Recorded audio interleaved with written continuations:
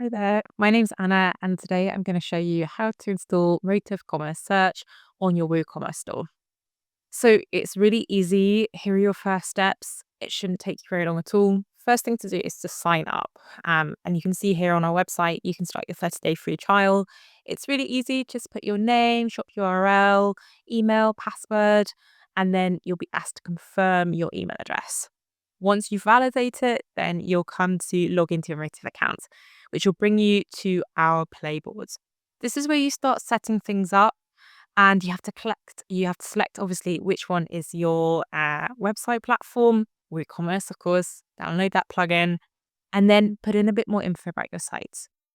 One thing you can see it's asking for here is your security key. So it's really easy to go onto WooCommerce backend, search for Motive. You can see here that we've clicked install on Motive. And then once you go on the left-hand side, click on Motive, you can copy that key, paste it in really easily. And it's super quick. It's just a couple of clicks. Then we start attracting your catalogue. In terms of enabling it, for me, this is the really fun part. You can see here you're in your playboard, which is where you can customize everything.